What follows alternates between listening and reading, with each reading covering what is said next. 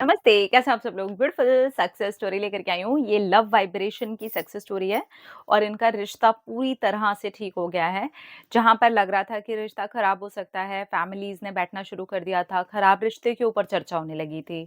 देखो पता है जब 2 लोगों तक बात होती है ना, तब तक ठीक होता है। लेकिन जब इसके अंदर और भी लोग आ जाते हैं और वो भी चर्चा होती है लड़ाई पे, झगड़े पे, अलग होने पे, तो वो चीज़ और ज़्यादा सही होने की बजाय खराब हो जाती है। तो इसलिए हमेशा पहले कोशिश यही करनी चाहिए कि जहाँ पर 2 लोग हैं, आपस में एक-दूसरे से बात करके उसे क्लियर कर लो। अच्छे से एक-दूसरे को लेकर के पॉज़िटिव हो जाओ। ना जाए ये थर्ड पर्सन तक तो बहुत अच्छी बात है और जहाँ लगे बहुत ही मजबूरी हो गई है, तभी भी अच्छी बातें रखो पार्टनर की एंड देन फिर आप प्रॉब्लम्स बताओ, फिर देखो सॉल्यूशन निकलता है। लेकिन ये बिल्कुल लास्ट ऑप्शन है, मुझे ऐसा लगता है। बाकी ठीक है, चलिए देखते हैं कि क्या है सक्सेस स्टोरी। हेलो, नमस्ते, जय श्री कृष्णा, शांभवी मैम। आहाहा! हेलो, नमस्ते, जय श्री कृष्णा, थैंक यू। मेरी शादी को 3 साल हो गए हैं और शुरू के 1 महीने से ही मेरे और मेरे हस्बैंड के बीच में बन नहीं रही थी। हम दोनों की लड़ाइयाँ होती रहती थीं। हर बात पर इतना ज़्यादा झगड़ा हो जाता था। कभी-कभी तो फैमिलीज़ की वजह से झगड़ा होता था, पर ज़्यादातर हम दोनों की ही एक-दूसरे के साथ में चीज़ें नहीं बन पाती थीं। और फैमिली की तरफ से भी ऐसा था कि उनके फैमिली मेंबर्स शायद उसकी वजह भी मैं ही हूँ, क्योंकि इतनी ज़्यादा लड़ाई होती थी, उनको ऐसा लगता था कि शादी के बाद में घर का माहौल बहुत ज़्यादा ही लड़ाई झगड़े वाला हो गया है।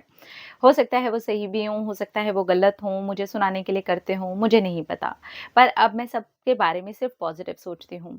आपने लव वाइब्रेशन का वीडियो देखा और मैंने अपने हस्बैंड को पूरे 40 डेज़ तक लव वाइब्रेशन भेजने शुरू की। पहले तो मैं सोच रही थी कि डेज़ को काउंट करूँगी, फिर 40 डेज़ के बाद में मेरा और मन किया, तो मैंने डेज़ काउंट करना बंद कर दिया। 40 डेज़ तक तो मुझे कोई रिज़ल्ट नहीं मिला, उसके बाद भी मैं लगातार अपने हस्बैंड को लव वाइब्रेशन भेजती रही। मैं रोज़ भेजती रही। मुझे फिर याद भी नहीं रहता था कि कब तक मैंने भेजी है। इतने महीनों मैंने भेजी है कि मेरे को नहीं पूरा ध्यान है कि कितने टाइम तक मैंने अपने लव वाइब्रेशन भेजी, अपने हस्बैंड को लव वाइब्रेशन भेजी। और उसके बाद में मैंने धीरे-धीरे करके उसको छोड़ दिया और अपने आप ही मेरा मन करना अब बंद हो गया था। कई सारे महीने निकल गए और अब मेरे ध्यान में भी नहीं रहता था। लेकिन एक चीज़ मैं इस बीच में नोटिस कर रही थी कि मेरे हस्बैंड छोटे-छोटे से एक्शन लेने लगे थे। अब मैंने अपनी तरफ से अपने हस्बैंड से कोई भी लड़ाई करनी बंद कर दी थी, नेगेटिव बातें करनी बंद कर दी थी। मैं पूरी कोशिश करती थी कि मेरी तरफ से पॉज़िटिव रहूँ। इस बीच भी लेकिन बहुत बार लड़ाई होती थी। वो ऐसी कोई हरकत कर देते थे जिस पे मुझे गुस्सा आता था। लेकिन अब मैंने रिएक्ट करना बंद कर दिया और मैं हँसी-खुशी ही रहती थी।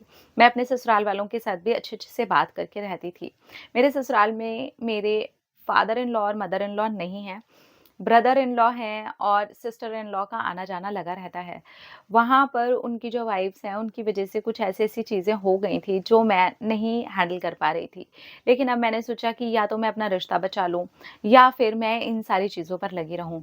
इसलिए मैंने धीरे-धीरे करके सब कुछ अवॉइड करना शुरू कर दिया और मेरे हस्बैंड के अंदर इतना बड़ा चेंज मैंने देखा, वो छोटी-छोटी चीज़ें मेरे लिए करने लगे। जैसे कि एक दिन वो कहीं गए थे काम से और वहाँ से आते हुए वो मेरे लिए मेरे फ़ेवरेट कलर का सूट लेते आए और उसके बाद एक बार उन्होंने मुझे फ़ोन भी गिफ्ट किया। मैंने ये चीज़ें कभी माँगी नहीं, उनसे कुछ कहा नहीं। 3 साल में इतनी ज़्यादा लड़ाई-झगड़े रहे कि मैं ये रूप उनका कभी देख ही नहीं पाई। वो अब छोटी-छोटी चीज़ों का मेरा ख़्याल रखते हैं। अब हम दोनों के बीच में लड़ाइयाँ होनी बिल्कुल बंद हो गई हैं। मेरे हस्बैंड बहुत बार आते हैं और वो ये बोलते हैं कि मुझे तुम्हें ऐसे प्यार से छोटे बच्चे की तरह जैसे पीछे से पकड़ कर के हग करते हैं, बहुत अच्छा लगता है। ये भी मुझे 3 साल के बाद पता चला कि उन्हें मुझे ऐसे छोटे बच्चे की तरह पैम्पर करना बहुत अच्छा लगता है। मैं सच्ची बता रही हूँ, मेरी मैरिड लाइफ़ ऐसे चेंज हुई है जैसे कोई मैजिक हो। आज घरवाले इनडायरेक्टली पूछ लेते हैं कि सब ठीक है? सब ठीक है ना? तो मैं ये बोलती हूँ, अरे सब ठीक है मत बोला करो, सब कुछ बेहतरीन है, सब कुछ ऑसम है। सच में लव वाइब्रेशन ने मेरी मैरिड लाइफ़ को अच्छा बनाया और मुझे एक अच्छा इंसान बना दिया। सबसे अच्छी बात जो मैंने अपनी लाइफ़ में देखी वो यही है कि मैं एक अच्छी इंसान बन गई। जो छोटी-छोटी बातों पर मैं खुद ही रिएक्ट कर जाया करती थी, वो चेंज मेरे अंदर बहुत ज़्यादा विज़िबल है और इतना ज़्यादा विज़िबल है कि मैं उसे करते हुए अब महसूस करती हूँ।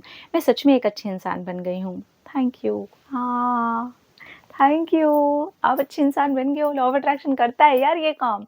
हीलिंग प्रोसेस स्पेशली ये काम करता है कि हमें एक अच्छा इंसान बना देता है। हम अच्छा सोचने तो लग जाते हैं, अच्छा करने तो लग ही जाते हैं। Really very happy for you. और आपके हस्बैंड बहुत ही प्यारे हैं। शायद लड़ाई झगड़े के बीच में कई बार हो जाता है कि वो प्यार मिस हो जाता है।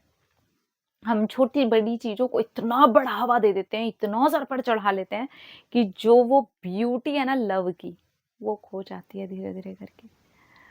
लेकिन आपको वो मिल गई। I am very happy for you. अपने हस्बैंड का ख़्याल रखिए, अपना भी ढेर सारा ख़्याल रखिए, अपने आप से ढेर सारा प्यार कीजिए और अपने हस्बैंड को भी वो प्यार दीजिए। I am really very happy for you.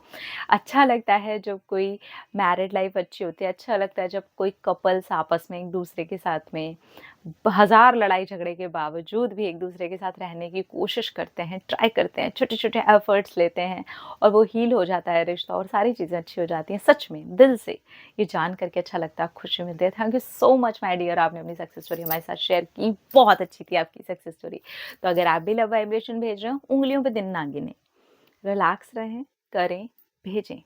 Relax, आपका जब तक दिल करता है, जब तक आपको फ़ील नहीं हो जाता है हील हो चुकी हैं चीज़ें, रिलैक्स होकर के करें, धीरे-धीरे छोड़ दें और आप देखेंगे कि आपको रिज़ल्ट देखने में आने लगे हैं, ठीक है? अपना रखिए ख़्याल, अपने आप से कीजिए ढेर सारा प्यार ताकि आप अट्रैक्ट करें ढेर सारा प्यार। Love you all. टाटा।